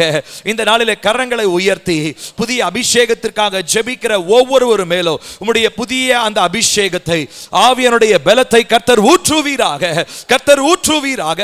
ரபதனக ஷஹதோனோ ரிபலரதன பௌடரபலரகதனகடரபலா ரகலா ஹதனபடரா ஷகதோரபலரகதனகடரபலா. ஓ கம் ஆன், எல்லாரும் கரங்களை உயர்த்தினவங்க கேளுங்க. அப்பா, நாங்க ஜெபிக்கிற இந்த நேரத்தில் பரிசுத்த ஆவியானுடைய பலன் எங்களை நிரப்புவதாக. நாங்கள் சோர்ந்து போன கோழைகளாய் இல்லாமல், சோர்ந்து போனவர்களாய், சிறைப்பட்ட அந்த அறிவே இல்லாம, சிறைப்பட்டிருக்கிறோன்ற எண்ணமே இல்லாம, தூங்குகிறவர்களாய் நாங்கள் இல்லாமல் விழிப்புள்ளவர்களாய் நாங்கள் எழுந்து எங்களுக்கு நியாயப்படி நீதியாய் சேர வேண்டிய எல்லா நன்மைகளையோ இயேசுவின் நாமத்தினாலே நாங்கள் பெற்றுக்கொள்ளத்தக்கதாக அந்த பலத்தினாலே கர்த்தரங்களை நிரப்புவீராக. பலத்தினாலே கர்த்தரங்களை நிரப்புவீராக. ஜெபிக்கிற ஒவ்வொரு பிள்ளைகள் மேலோ அந்த அபிஷேகத்தை ஊற்றுங்க, அந்த அக்கினியை கர்த்தர் ஊற்றுங்க. ஓ, இவர்களை பார்த்து பலவான்கள் நடுங்குவார்களாக, இவர்களை பார்த்து இவர்களை சிறை வைத்தவர்கள் நடுங்குவார்களாக. அப்படிப்பட்டதான ஒரு அபிஷேகம் உம்முடைய பிள்ளைகளுடைய வாழ்க்கையில உள்ளான மனிதனே ஓ ஊற்றப்படுவதாக, ஊற்றப்படுவதாக. ரிபோ ஷிகோ டோனோபா டூனபலரதனபா ரகதடகடரபலரப உடரபலஹந்தரா. ஓ ஜீசஸ், கர்த்தாவே உம்முடைய நாமத்தினாலே கேட்கிறோம், இயேசுவின் நாமத்தினாலே கேட்கிறோம். தேவன் இந்த நாளிலே பரிபூர்ணமான அந்த பலன், பரிசுத்த ஆவியினுடைய பலன் இயேசுவின் நாமத்தினாலே பரத்திலிருந்து உம்முடைய பிள்ளைகள் மேல ஊற்றப்படுவதாக. ஜீசஸ், கர்த்தருடைய ஆவியானவர், நீர் பலமும் அன்பும் தெளிந்த புத்தியும் உள்ள ஆவியை எங்களுக்கு தந்திருக்கிறீர். ஆகையினாலே நாங்கள் பயப்படாமல் இந்த நாட்களிலே எங்களுக்கு எதிராக இருக்கிற அந்த பலவானை மேற்கொண்டு ஜெயத்தை பெற்று உங்கள் நாமத்தை மகிமைப்படுத்துவோம் என்பதை நாங்கள் விசுவாசிக்கிறோம். அப்பா, நாங்கள் அதை நம்புகிறோம். நாங்கள் நிச்சயமாய் உம்முடைய நாமத்தை மகிமைப்படுத்துவோம். இந்த காரியத்தில் நாங்கள் சோர்ந்து போயிடக்கூடாதப்பா. எங்களிடத்துல காணப்படுகிற உங்களுக்கு கோபம் ஊட்டின காரியங்களை கர்த்தர் உணர்த்துங்க, அதிலிருந்து வெளியே வர உதவி செய்யுங்க. ரொம்ப முக்கியமா நீங்க எங்களிடத்துல அந்த பரிசுத்தத்தை எதிர்பார்க்கிறீங்கப்பா. அந்த பரிசுத்தத்தை எங்களுடைய குடும்பத்திலும் எங்க சந்ததியிலும் நாங்கள் நடைமுறைப்படுத்த எங்களுக்கு உதவி செய்யும். வந்திருக்கிற உம்முடைய பிள்ளைகள் ஒவ்வொருவரையும் கர்த்தர் ஆசீர்வதியும். பரிசுத்த ஆவியானவர், இந்த நாளிலே சபைக்கு நீர் பேசின இந்த வார்த்தைக்காக ஸ்தோத்திரம். நீர் அன்பின் ஆவியானவரும் தெளிவின் ஆவியானவரும் எங்களுக்கு பலத்தை தருகிற ஆவியானவருமாய் இருக்கிறேன். ஆகையினாலே இந்த நாளிலே உம்முடைய அபிஷேகத்தினால் எங்களை நிரப்பி வழி நடத்துங்க. இந்த நாளிலிருந்து நாங்கள் இன்னும் அதிகமாய் செபிக்க, விசேஷமாக இந்த இரவு 10 to 11 மணி வரைக்கும் என்ன தடை இருந்தாலும், எங்களுக்கு இன்டர்நெட் ஒர்க் ஆகலாம், ஒர்க் ஆகாம போகலாம், எந்த சூழ்நிலை இருந்தாலும் நாங்கள் குடும்பமாக உங்கள் சமூகத்தில் காத்திருந்து 1 மணி நேரம் நாங்கள் ஜெபிப்போம், இந்த பலவானை எதிர்ப்போம் என்பதை இந்த நாளிலே நாங்கள் தீர்மானம் எடுக்கிறோம்ப்பா. அது இந்த தீர்மானத்தை காத்துக்கொள்ள, இதிலிருந்து பரிபூர்ணமான சிறையிலிருந்து விடுதலையை பெற்றுக்கொள்ள கர்த்தர் எங்களுக்கு உதவி செய்யும். துதிகன மகிமையெல்லாம் உமக்கே இயேசுவின் நாமத்தில் கேட்கிறோம் எங்கள் ஜீவனுள்ள நல்ல பிதாவே, ஆமென். நம்முடைய கர்த்தராகிய இயேசு கிறிஸ்துவின் கிருபையும் பிதாவாகிய தேவனுடைய அன்பும் பரிசுத்த ஆவியினுடைய காவலும் ஐக்கியமும் நம் அனைவரோடும் இன்றும் சதா காலங்களிலும் நிலைத்திருப்பதாக. ஆமென், ஆமென். Praise the Lord. கர்த்தர் நம்மை ஆசீர்வதிப்பார். கர்த்தர் நல்லவர்.